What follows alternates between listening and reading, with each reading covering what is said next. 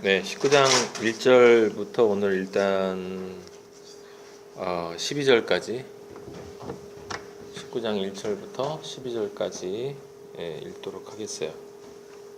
제가 먼저 1절 읽을게요. 예수께서 이 말씀을 마치시고 갈릴리를 떠나 요단강 건너 유대 지경에 이르시니 큰 무리가 떠는 딸거든 예수께서 거기에 그를 보내시더라.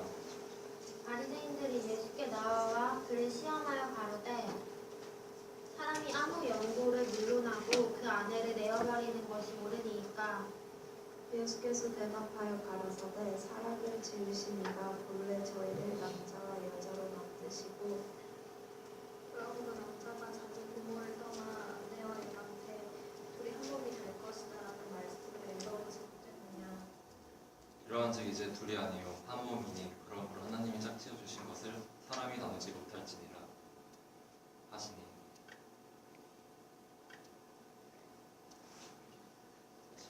7절 그러하면 어찌하여 모세는 이혼 증서를 주어서 내어버리라 명하였나이까?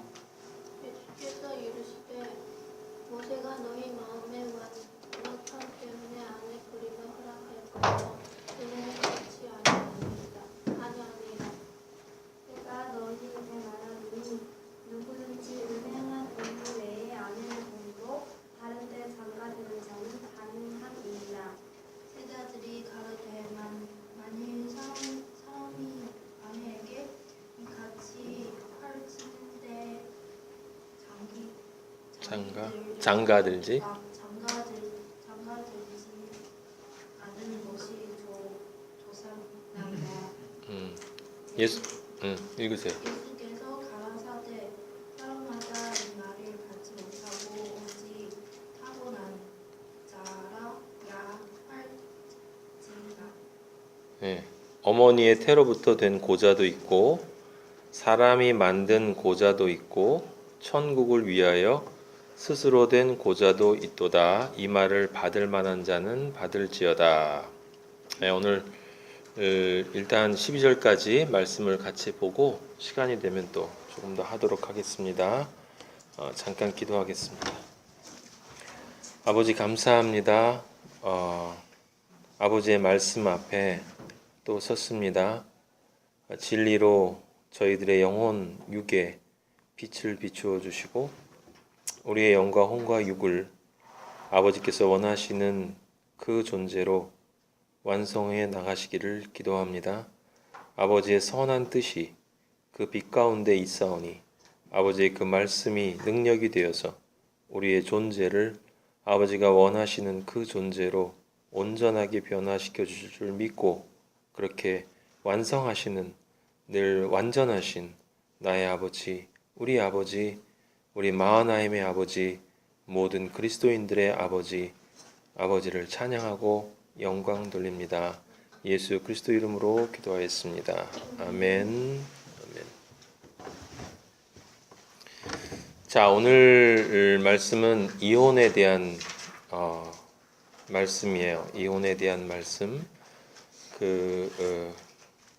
우리가 저번 주에 용서에 대한 것을 봤는데 지금 이 19장에는 예수님이 그 십자가의 길을 가시기 전에 제자들에게 그 진리에 대한 가르침을 전하고 있는 과정입니다. 이제 19장이니까 조금 있으면 이제 만찬이 나오게 되는데 그 사이에 중요한 진리들을 아버지가 가르쳐 주세요. 그 안에 보면 사실은 모든 이야기들이 왜 예수 그리스도가 얼마 전에 베드로에게 그리고 제자들에게 말씀하신 것처럼 내가 예루살렘에 올라가서 십자가에 달려야 한다라는 그러한 그 말씀을 하셨는지에 대한 그러한 것들에 대한 이야기예요. 사실은 십자가의 당위성, 필요성, 그것이 어떤 의미를 갖고 있는 건지에 대한 그러한 이야기들을 예수님께서 해주시는 것이고 그렇게 해주시는 것은 지금 제자들이 전혀 깨닫고 있지 못하지만 성령이 오순절 때 깨달음의 영, 진리의 영, 지혜의 영, 예수 그리스도의 영이 우리 안에 들어오면 그 영이 죄에 대해서, 의에 대해서, 심판에 대해서 깨닫게 해주시고, 그리고 예수 그리스도께서 하신 모든 말씀을 우리에게 이해시켜 주시고 기억나게 해주실 것이기 때문에, 그래서 그때를 생각하고 예수님이 지금 사실은 우리를 위해서, 제자들을 위한 것도 맞지만 모든 그리스도인들을 위해서 지금 이혼에 대한 말씀을 해 주시고 계세요. 자, 거기 본문 말씀을 다시 한번 보도록 하겠습니다. 마가복음 10장 1절에서 12절에도 병행 구절이 있어요. 여러분들이 나중에 참고해 보시도록 하고, 큰 차이는 없기 때문에 그건 다시 읽지 않고 마태복음의 말씀으로 진행하도록 하겠습니다. 19장 1절에 보면 예수께서 이 말씀을 마치시고, 이 말씀은 그 18장 마지막 말씀이에요. 거기 죄를 탕감받은 존재가 자신에게 빚진 사람을, 엄청난 갚을 수 없는 빚을 탕감받은 존재가 자신에게 조금 빚진 존재를 탕감해 주지 못하는 이야기. 그래서 결국은 생명이 아닌 사망의 자리로 내려가는 이야기를 예수님이 하고 계세요. 거기서 우리가 생각해 보는 것은 그 종이 자기에게 빚진 존재의 빚을 탕감해 주었다 안 했다라고 하는 사실, 그 표면적인 사실은 별로 중요한 게 아니다라고 하는 거예요. 중요한 것은 그가 자신에게 돈을 빌려준, 갚을 수 없는 돈을 빌려준 그 존재인 주인을 만났을 때와, 그리고 자신에게 돈을 빌려간 그 존재를 만났을 때, 그는 늘 한 가지 기준에 따라서 판단을 하고 있다라고 하는 거예요. 그 한 가지 기준은 바로 자기 마음의 기준이에요. 자기가 생각할 때 옳다 그르다라고 생각하는 그 기준에 따라서 모든 것을 판단하고 있는 것을 볼 수 있고, 그것은 곧 바로 죽음을 의미한다라고 말씀을 하시는 거예요. 그래서 우리가 알고 있는 것처럼 성경이 사람의 숫자를 둘이라고 얘기하는 것은 하나가 되지 못한 분리되어진 존재, 쪼개어진 존재를 나타내는 것이고, 쪼개어진 존재는 늘 쪼갤 수밖에 없기 때문에 어떠한 문제이든지 자신 앞에 다가오면 자기의 기준에 따라서 옳고 그름을 늘 둘로 쪼갠다라고 하는 거예요. 그게 바로 인간의 모습이고, 그리고 그 인간의 모습이 늘 동일하게 나타나지만 여기에서 또한 마찬가지로 나타난 것을 우리가 18장에서 봤었어요. 그 말씀을 마치시고 그 갈릴리를 떠나서 요단강 건너 유대 지경에 이르르셨는데 큰 무리가 따랐다라고 얘기했어요. 그리고 예수께서 거기서 그들의 병을 고치시더라라고 이야기를 하죠. 그러니까 이 삽입군대, 실제로는 제가 이미 말씀드린 것처럼 그 예수 그리스도께서 그 인간의 몸의 병을 고치는 것은 그것이 어떤 의미를 나타내는가를 이해시키기 위한 징표였다라고 하는 것이에요. 그래서 장님의 눈을 뜨게 한 것은 그 장님이야말로 자신이 장님임을 정확하게 알고 있는 사람이기 때문에 눈을 뜨게 해주는 것이다. 장님이 아닌 사람은 자신이 눈을 뜨고 있다고 생각하기 때문에 그의 눈은 뜨게 해줄 필요가 없죠.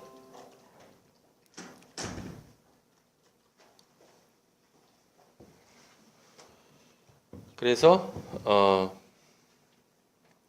그 장님의 눈을 뜨게 해준 것은 무엇을 이야기하는 거겠습니까? 자신이 장님임을 인식하는 자. 실제 장님은 누가 장님이에요?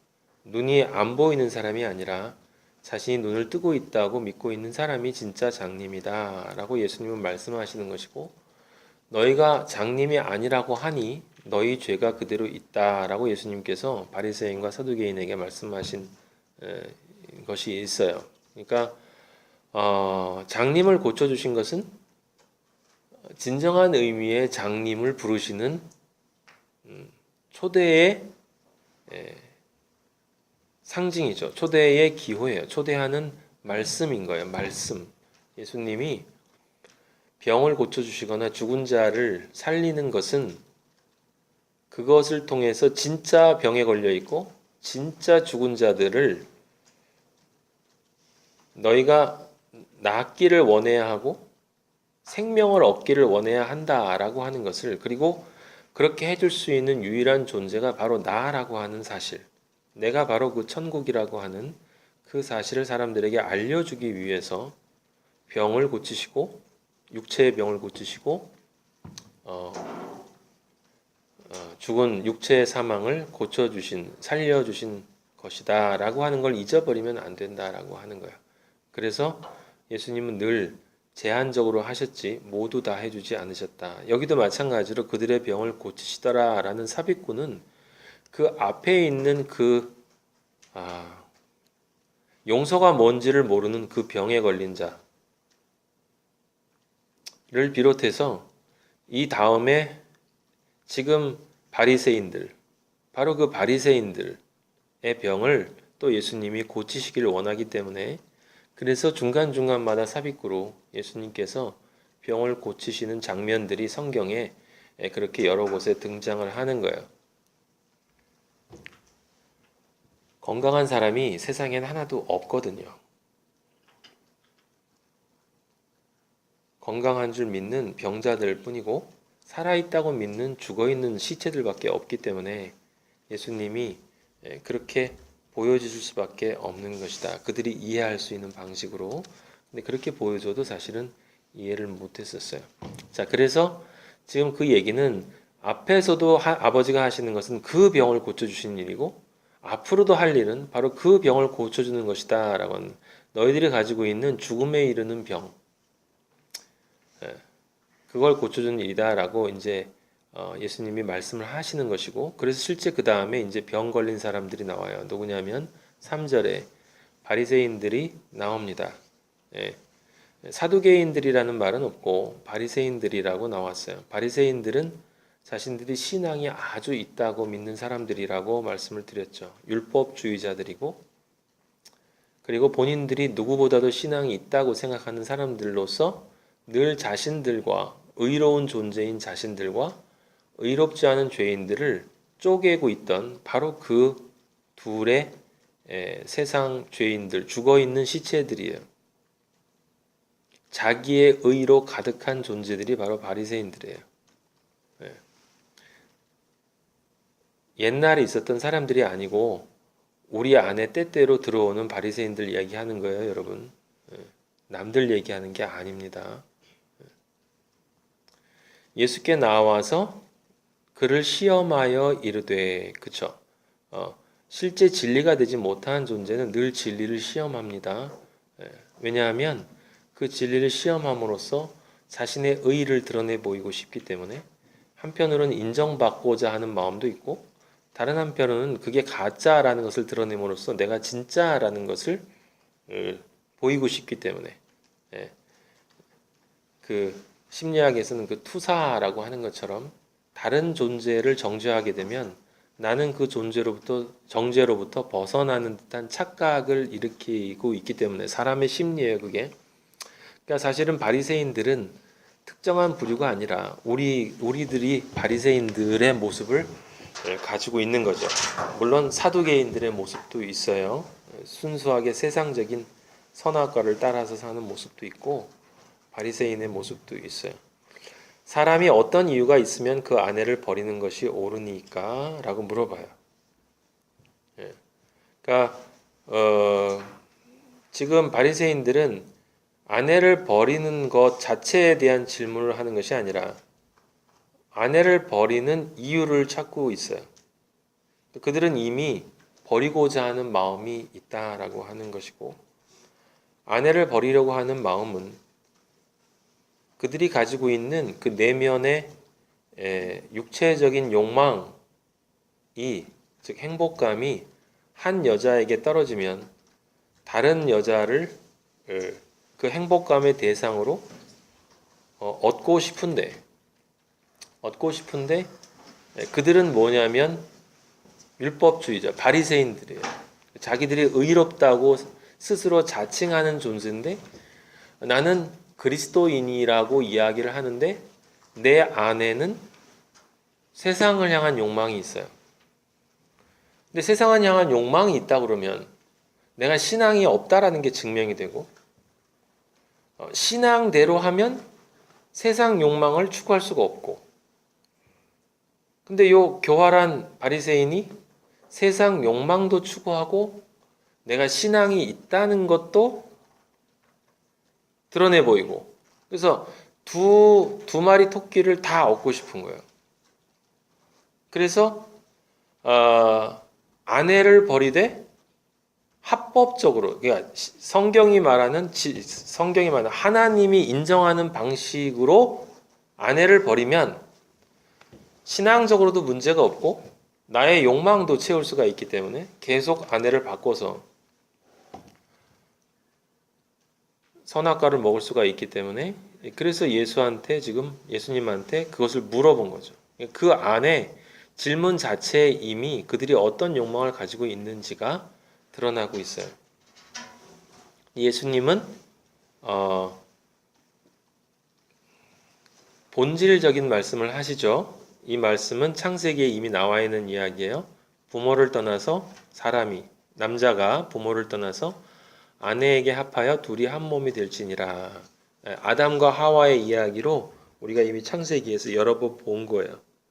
그래서 하나님이 짝지어줬기 때문에 사람이 나누지 못한다라고 이야기를 해요.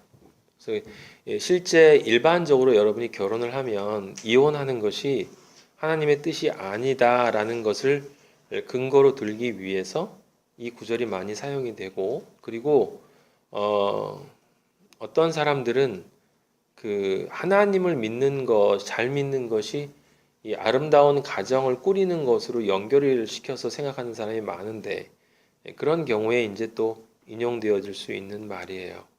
근데 우리는 이미 잘 알고 있어요. 뭘 잘 알고 있냐면 아버지는 육에 관한 이야기를 하시는 것이 아니고 혼에 관한 이야기를 하시는 것도 아니고 늘 영에 대한 이야기를 하신다라는 것을 우리가 머릿속에서 늘 기억을 하고 있어야 되는 것이죠. 그래서 이 이야기도 그러니까 그냥 이혼하면 안 돼라고 하는 이야기가 아니에요. 이혼할 수 있죠. 물론 욕망에 의해서지만 제가 말씀드리는 건 이혼하는 것, 일반적으로 남녀가 이혼하는 것이 정당하다라는 이야기를 하는 것이 아니라 어차피 인간은 그런 존재다라는 이야기를 드리는 거예요. 이혼 안 한다고 해서 특별히 잘난 인간이 아니고 한다고 해서 특별히 못난 인간이 아니다라는 거죠. 영적으로 보면 7절에 그래서 모세가 이혼 증서를 주어서 버리라 명했다는 말을 해요. 바로 이게 근거죠. 그러니까 신앙 있는 척하면서 욕망을 얻으려고 하다 보니까 이제 모세 율법을 들이댄 거예요. 그래서 19장 7절에 나오는 이 모세 율법은 신명기에 나와 있어요. 신명기 한번 찾아보세요. 창세기, 출애굽기, 레위기, 민수기, 신명기. 5번째 성경 24장 1절을 보면 돼요. 신명기 24장 1절.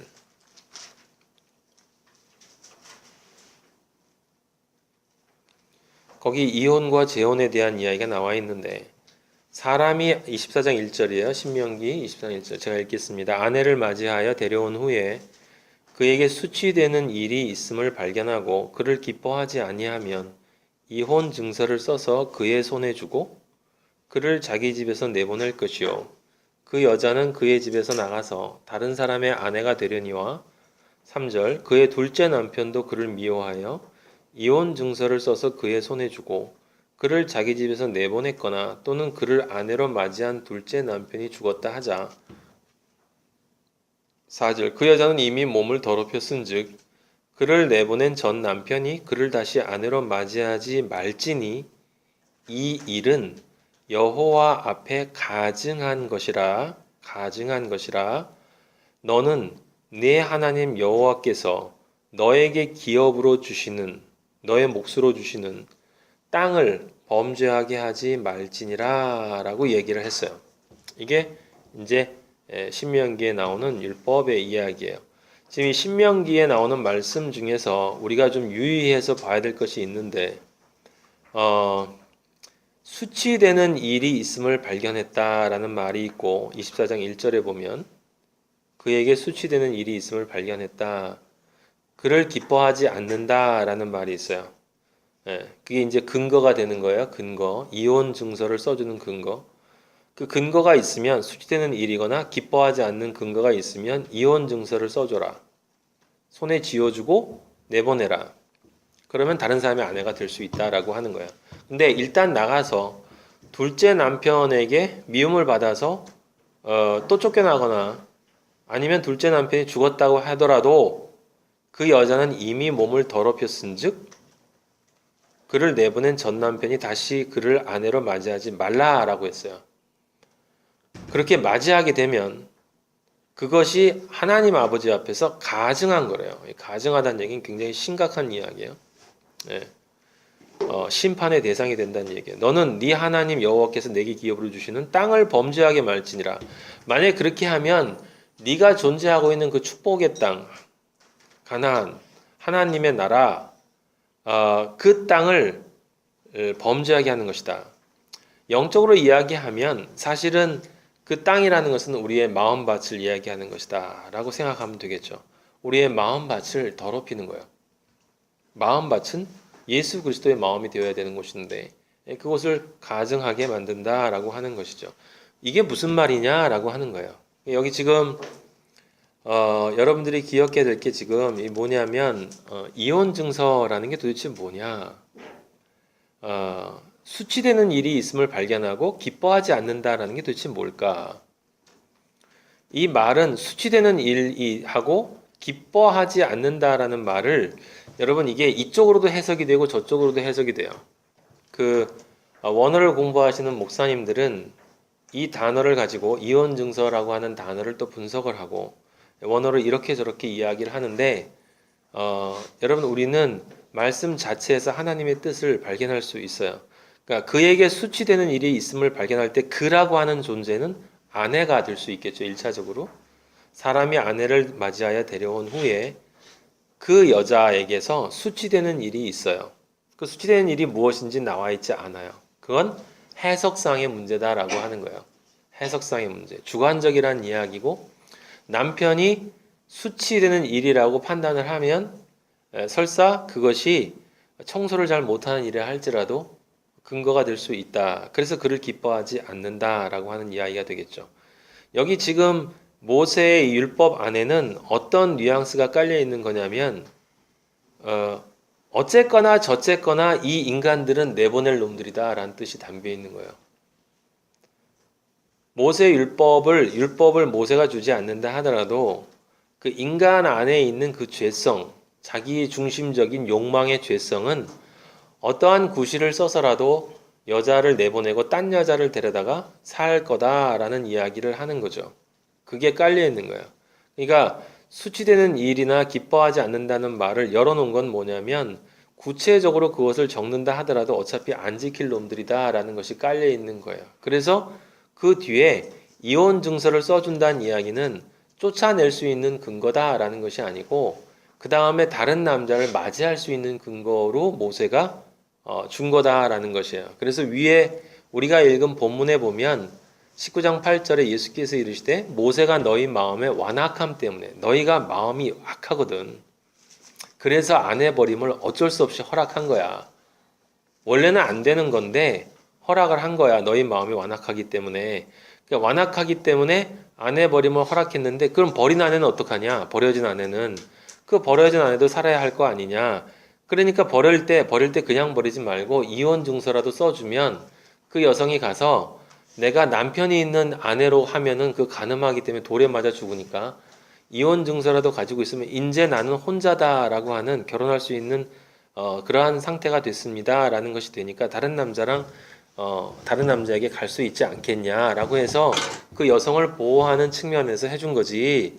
너희가 그게 하는 일이 옳아서 한 것이 아니다라고 이야기를 하는 거예요.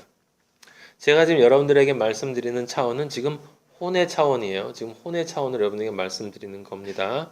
예, 이걸 분석하면 모세율법을 분석하면 그것이 그런 결론이 된다라고 하는 거예요. 그러니까 인간에 가지고 있는 욕망과 그 욕망 때문에 모세가 어쩔 수 없이 율법 안에 이혼 증서라는 것을 넣었는데 그 이혼 증서는 그 인간의 완악함 때문에 하나고 또 하나는 여성을 보호하기 위한 것이다 라는 이야기를 예수님이 하셨어요. 그리고 그러면서 뭐라고 그러냐면 원래는 안 된다라는 이야기를 하신 거예요. 하나님이 짝지어 주신 것이기 때문에. 그리고 19장 9절에 보면 독특한 말씀을 또 하시는데 누구든지 음행한 이유 외에 아내를 버리고 다른 데 장가드는 자는 간음함이라.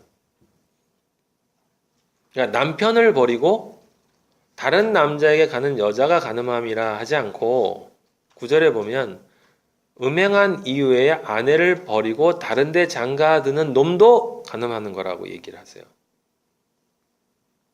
지금 포인트가 여자에 맞춰져 있지 않고 남자에게 맞춰져 있다라고 하는 것을 여러분들이 보셔야 되는 거예요. 그러니까 지금 이 말은 그 위에 모세가 너희가 완악하기 때문이다 라고 할 때 그 완악이 무엇인지를 지금 설명해 주는 거예요. 무슨 얘기입니까? 음행한 이유 외에 라는 말을 함으로써 실질적으로 그 위에 너희가 이혼 증서를 써주고 내보낼 수 있는 유일한 근거는 음행 이외에 없다라는 거예요.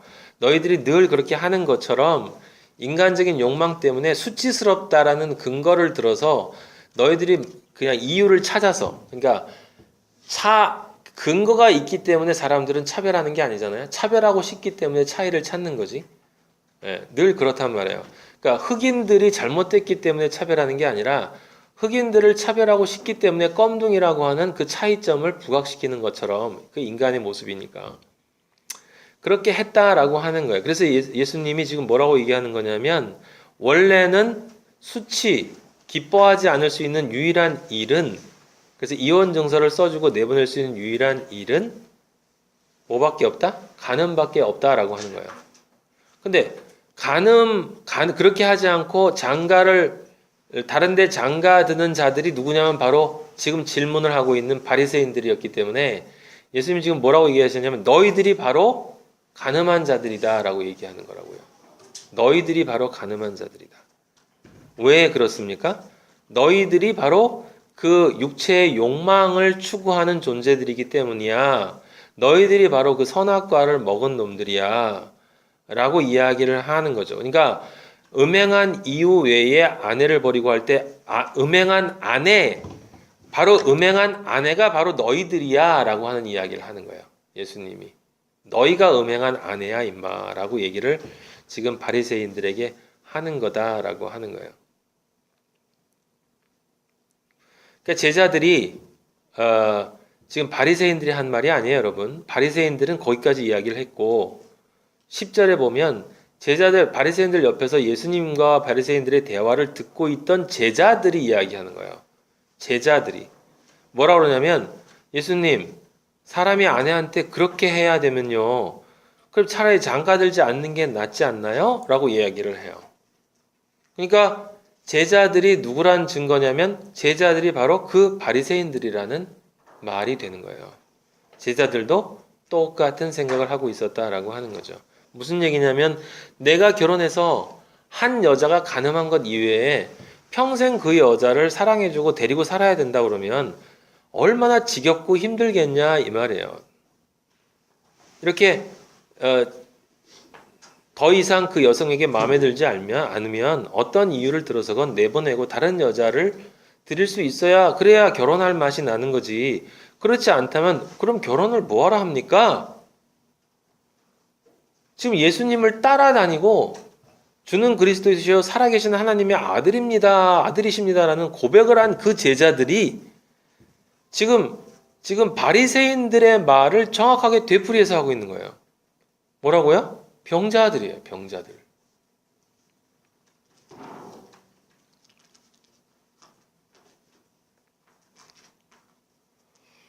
그러니까 예수님이 말하시는 거죠. 지금 아주 어려운 말을 하시는데 사람마다 사람마다 모든 사람이 이 말을 받는 건 아니야. 이 말을 못 받아. 너희들 못 받잖아 지금.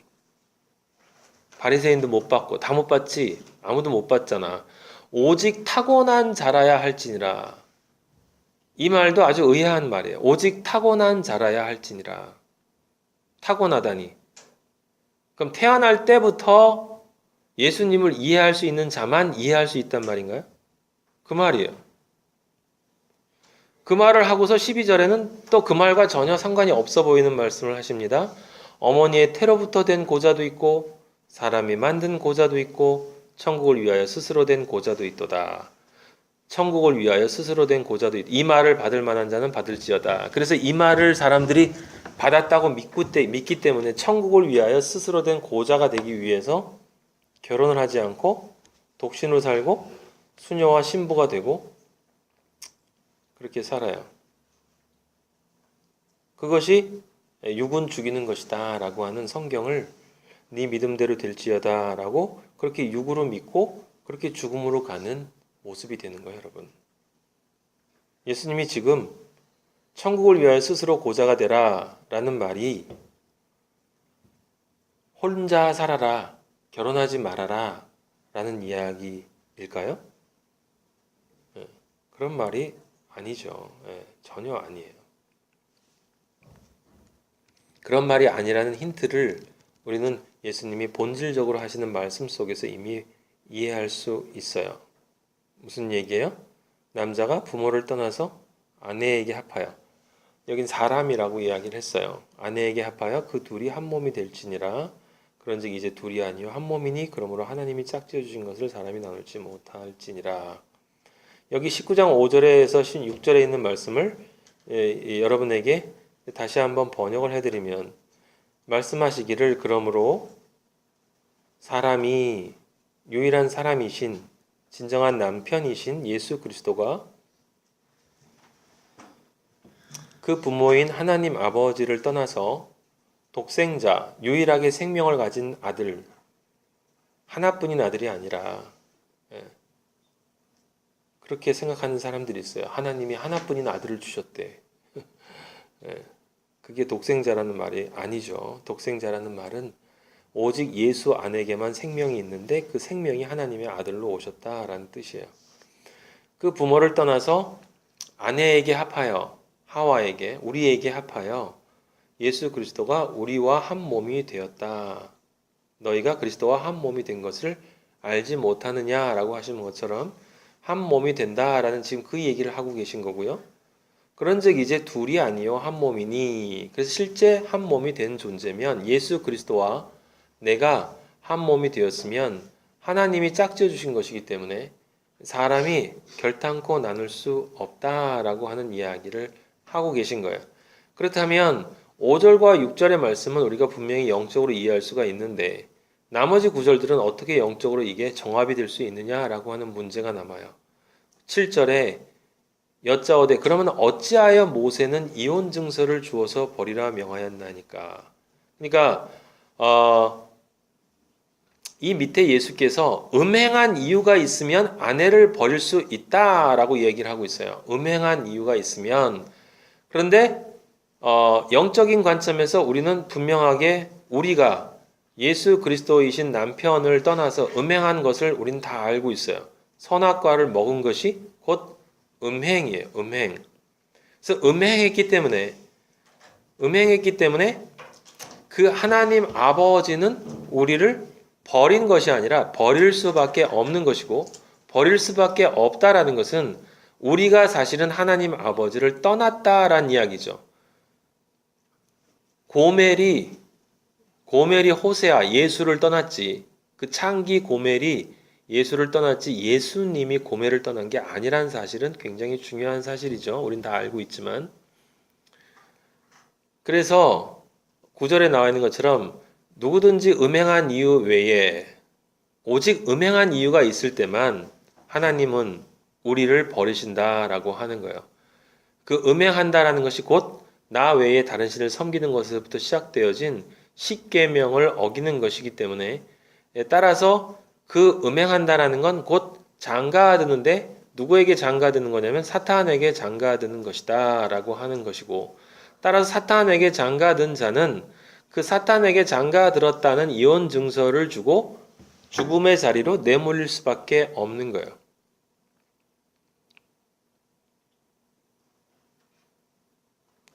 그래서 제자들이 만일 아내에게 이같이 할 거면 장가들지 않는 것이 좋겠나이다 라고 이야기를 하죠. 이것은 지금 제자들은 순전히 인간의 욕망으로 이야기하는 것이지만, 만약에 영적으로 예수님이 이걸 영적으로 그냥 받아서 하다는 얘기는 뭡니까? 예수님 도대체 그렇다면 왜 우리들과 결혼을 하셨어요? 라는 얘기예요. 어차피 우리는 간음해서 떠날 존재들인데,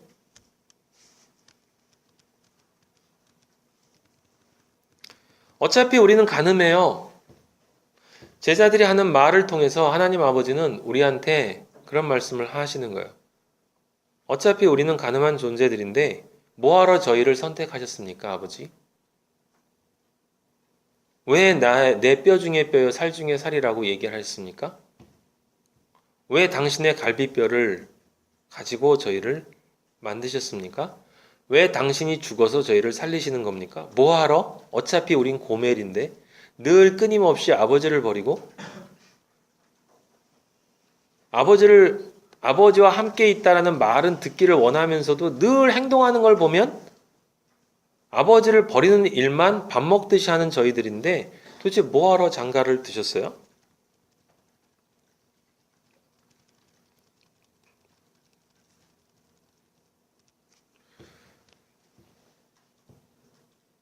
예수님은 제자들의 말을 은혜로 받아주시는 거죠. 은혜로. 제자들의 말을 완전하게 영어로 번역을 해서 그냥 들어주시는 거예요. 그들의 말은 전혀 그런 말이 아닌 걸 다 알지만. 그래서 늘 말씀드리는 것처럼 이해할 수 있는 사람만 이해해 줄 수 있는 거예요. 사랑할 수 있는 사람만이, 사랑할 수 있는 존재만이 사랑해 줄 수 있는 거예요.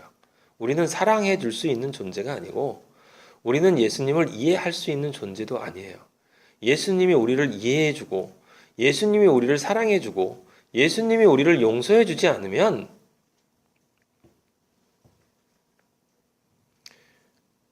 다 버려져서 그 장작불처럼 태워질 수밖에 없는 존재들이다라고 하는 것을 여기서 또한 우리가 알 수 있는 거고, 지금 여기서 말하고 있는 그 간음했기 때문에 이혼한 여자나 바리새인들이나 예수님을 따른다고 하는 제자들이나 다 똑같은 놈들이다라고 하는 거예요. 다 어떤 존재냐면 완악한 존재들, 가증스러운 존재들. 그것도 솔직하게 세상 사람들처럼 그러는 것도 아니고, 세상 사람들처럼 난 솔직하게 나는 그냥 세상이 좋아 이러는 것도 아니고 바리새인이 되고 제자들이 됐다고 하면서 사실은 예수님을 말하고 예수님을 경배하고 찬양하고 기도하면서 뒤로는 세상에 있는 어떤 것을 감춰놓고 요거는 안 된다고 간음을 하는 거죠. 그러니까 예수님은 여기서 본질적인 이야기를 하시는 거예요. 너희는 간음했기 때문에 내가 너희를 버리는 건 당연하다는 거예요. 당연하다. 그리고 신명기, 우리가 다시 한번 거기 보세요. 신명기 24장 4절에 보면 예수님께서 하나님께서 뭐라고 말씀하셨냐면 그 둘째 남편도 그를 미워하여, 계시록에 보면 그 짐승이, 그 사탄, 적그리스도가 음녀를, 우리들이죠, 이 세상 음녀를 완전히 죽어서 불태워버리는 얘기가 나와요. 그러니까 사실은 이 세상 사람들이 성경에도 자주 나오지만 성공하고 잘 나가고 이 세상의 행복을 누리는 사람들을 보면 믿지 않는 사람들이 더 많아요. 그리스도인이 아닌 사람들이 더 많아요. 그렇다고 성공하는 사람들 가운데는 그리스도인이 없느냐라는 건 아니죠. 그리스도인은 그것들로부터 자유로운 사람들이기 때문에 아버지가 필요하시면 때에 따라서는 뭐 총리도 하게 할 수 있고, 하지만 분명하게 그리스도인은 그런 것들에 대한 욕망, 그것이 간음이기 때문에, 그것을 간음하면 예수 그리스도와 분리돼 버리기 때문에 그런 것들로부터 100% 자유로워야 되는 거예요.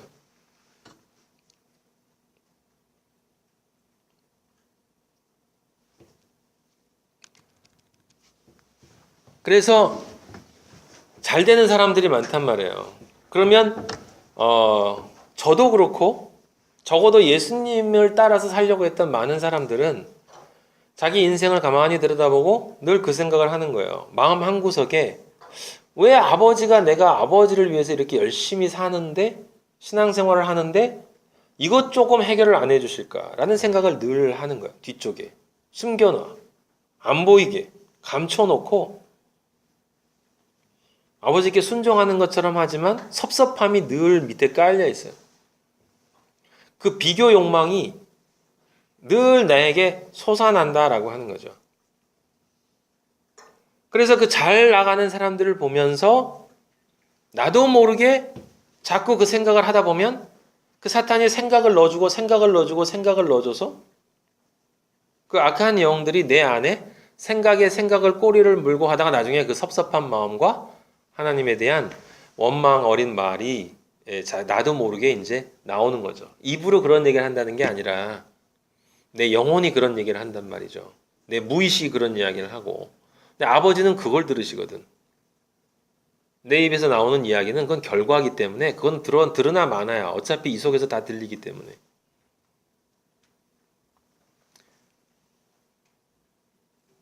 근데 성경은 분명히 말한단 말이죠. 무슨 얘기를 하냐면 그 악한 영이 증오의 영인 사탄이 자기가 하나님보다 위에 올라가려고 하는 그 모든 사탄은 미혹하는 영이고 거짓의 영이기 때문에 그리고 멸망시키는 자이기 때문에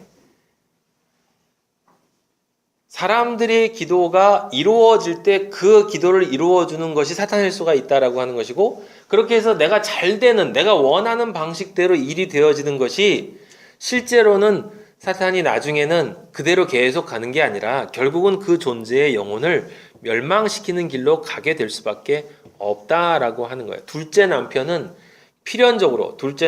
그 사탄은 필연적으로 너희들을 저기 집에서 내보냈다라고 이야기했는데 그건 뭐냐면 이제 그냥 단순하게 못 살게 군다는 게 아니라 멸망으로 인도한다라고 하는 거죠. 남편이 없는 존재로 만든다라고 하는 것. 의지할 수 없는 생명이 없는 그 처량한 과부, 진짜 과부가 아니고 생명의 과부가 아니고 죽음의 과부로 만들어 버린다라고 하는 거예요. 둘째 남편이 죽은 것은 뭡니까? 십자가에서 죽었죠. 그런데 하나님 뭐라고 그러시냐면 원래는 어떻게 되는 거냐면 그 여자가 이미 몸을 더럽혔다. 그러니까 다시 데려오지 말라는 거예요. 이게 원리라는 거예요. 거룩하신 하나님이 우리를 이 세상을 선택하고 나 자신을 선택하고 하나님이 아닌 세상의 선악과를 선택한 우리를 하나님은 원칙적으로 데려와서도 안 된다는 거예요. 공의의 하나님의 관점에서 바라보면. 왜냐하면 그건 하나님의 땅을 범죄하게 하는 것이다. 이 말을 조금 더 자세하게 이해하려면 예레미야서를 봐야 돼요. 예레미야서를 찾아보세요.